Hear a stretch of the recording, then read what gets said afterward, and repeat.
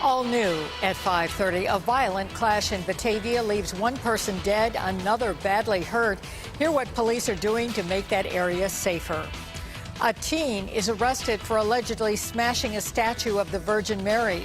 We'll hear from the Erie County DA on why a hate crime charge has been filed in this case. And after a brawl breaks out at a local Chuck E. Cheese, Amherst town leaders say they're not ready to renew that business's license. We'll tell you why it's been put on hold. Our top story tonight at 5:30, a Batavia man is facing murder charges tonight after an argument turned deadly. Police say the man taken into custody was shot after allegedly stabbing another man who died. News 4's Jen Shantz has more on what happened. Jen? Jackie, police say they found the stabbing victim lying in the middle of Central Avenue in Batavia around midnight last night. The victim, 41-year-old Terry Toot, was rushed to a nearby hospital where he later died. While that was happening, police say Nathaniel Wilson Jr. arrived in the emergency room with a gunshot wound to his leg. Detectives believe Wilson stabbed Toot during an argument. He was arrested and charged with murder in the second degree after being treated. Police say they've noticed an increase in calls in the area where this violence allegedly occurred, and as summer approaches, they're taking extra precautions. Lately, we've had quite a few calls down to Central Avenue. We've done some different things with increasing the street lights, making them brighter. We've just recently moved our street camera down here. That Central Avenue street camera was turned on just a day before this all occurred. Police are still looking to charge a third person for shooting Wilson. Anyone with information is urged to call Batavia Police. That number is 585-345-6370. Jen Shantz, News 4 at 5:30. Well, police in the town of Tonawanda say a stranger approached a young girl as she was walking to school this morning. They say this happened near Lincoln Park Drive and Claremont Avenue a little after 7:30 a.m. The student told police that a white man in his 20s rolled down the window of his car and asked her to get in. She said no. She said the man started to get out of his car, so she ran to school. We have a description of the man and the vehicle. Police say he was driving on our website, WIVB.com. A Buffalo man has admitted to threatening to kill police officers over social media.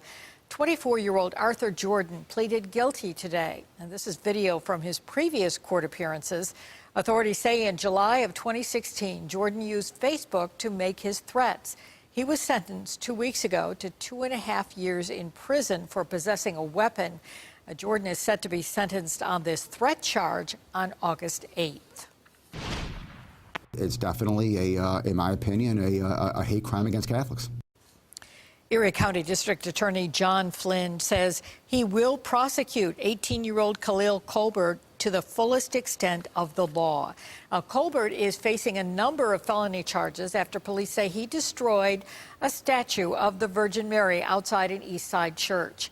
News 4's Rachel Monjovi has more on this case. Rachel? Jackie, Colbert is charged with criminal mischief, aggravated harassment, and a rare hate crime charge. District Attorney John Flynn says this was a hate crime against the Catholic Church. Now, Buffalo police say they received a call Tuesday night that remains of the statue of Mary were found in the parking lot at St. John Canty. The face and hands of the statue were smashed into pieces. A cryptic note was also left behind which read, quote, "This building will be destroyed. Stop worshiping Mary, worship God.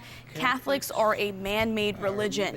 Officials say security footage from across the street shows Colbert dragging the statue to the middle of the parking lot and smashing it with a baseball bat. The judge ordered that Colbert gets examined before moving forward with the case. These kind of crimes are despicable against any religion, and the fact that this was done to the statue of the Blessed Virgin Mary is in my opinion just unconscionable, and we will prosecute this case to the fullest extent that we permitted, assuming that he is not ruled mentally incompetent. Now, St. John Canty will have extra security on hand to keep an eye on the property. The statue was dedicated in 2014. A previous one stood at the church for 40 years. Rachel Monjovi, News 4.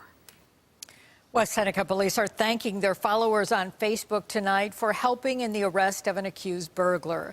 Police say Scott Lenardowitz pulled off burglaries at two separate locations in West Seneca in March and April. Police say they released video on their Facebook page leading to several tips from followers. Lenardowitz is facing several charges tonight, including grand larceny. Disturbing video of violence and destruction of property at a children's entertainment center has prompted officials in Amherst to demand corrective action, or the owners could pay a steep price. The scene was Chuck E. Cheese on Harlem Road in Amherst. As Al Vaughters tells us, town officials are holding up the play center's operating license until they can show that children and families are safe there. Al? Jackie, video of that melee went viral. Kids fighting kids, and adults in some cases seem to be goading the kids on. Town officials in Amherst say enough is enough. Chuck E. Cheese's is going to have to improve security or find somewhere else to set up shop.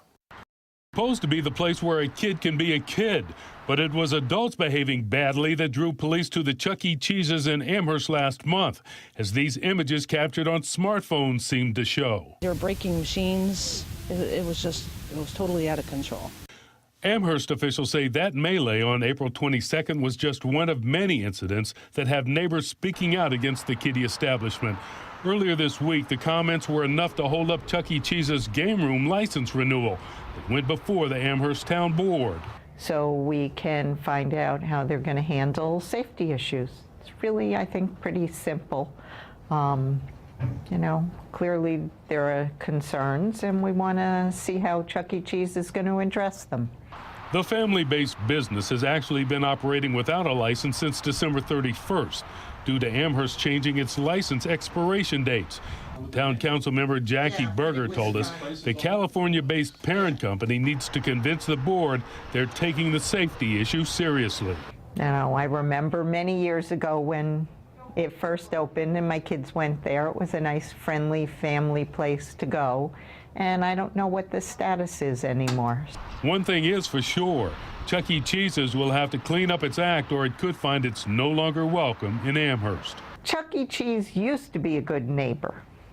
I'm not so sure anymore. At least the people living nearby have some concerns. Now, we reached out to Chuck E. Cheese's corporate owners in San Jose, California, to find out what their plans are. So far, we haven't heard back, but the town board is contacting the company, CEC Entertainment, to have a representative personally share their plans if they want to get their license renewed. Al Vaughters, News 4 at 5:30. Frontier Airlines passengers are frustrated after their flight from Buffalo to Austin was delayed for several hours and then canceled overnight. They say a miscommunication between the airline and the TSA is to blame. News 4's Angela Cristoforos has reaction from travelers. The Frontier Airlines flight was scheduled to head to Austin just after 7:30 last night, but passengers say yesterday afternoon they were told that flight was delayed to 1 o'clock this morning. However, that flight was eventually canceled too, and passengers say they're not happy with how the situation was handled. It's a real disappointment to see the lack of communication between Frontier and TSA. When their flight was delayed last night, passengers say they were told to leave but return in time to board the delayed flight. They were told TSA would be held until 11 p.m. to get them through security, but when they arrived, the TSA was nowhere to be found. It was just kind of chaos across the board, and there was no real synchronization between TSA or Frontier. A statement from the TSA reads in part, as requested, TSA kept the checkpoint open until 11 p.m. During the extra 2 hours, the checkpoint remained open beyond the normal closing hour of 9 p.m. 39 passengers were screened at the checkpoint. When a pilot finally arrived from Austin, he was too tired to make the 1 a.m. flight, and it was canceled. They will not reimburse any hotels or accommodations from last night or any rental cars. Frontier Airlines spokesperson says the flight was canceled due to the crew fatigue call, and passengers were taken care of with hotels as needed. My office had a farewell reception planned for me at 9 a.m. this morning, and now I'm not going to make that. Frontier Airlines passengers were moved to another flight this morning at 10 o'clock that's headed to Austin. They were also given food vouchers for the inconvenience. In Cheektowaga, Angela Cristoforos, News 4. Well, straight ahead, we're continuing to follow the latest developments out of Santa Fe, Texas, where at least 10 people were killed in a school shooting today. Hear what police are learning about the accused shooter. Plus, the Trump administration is pushing new rules that would pull federal funding from medical facilities that offer abortions. I'm Angelica Alvarez at the White House. We're talking to people on both sides of this fight. And coming up at 6, it's being called a game changer for boaters. We'll tell you the new way they must check in when crossing into the U.S.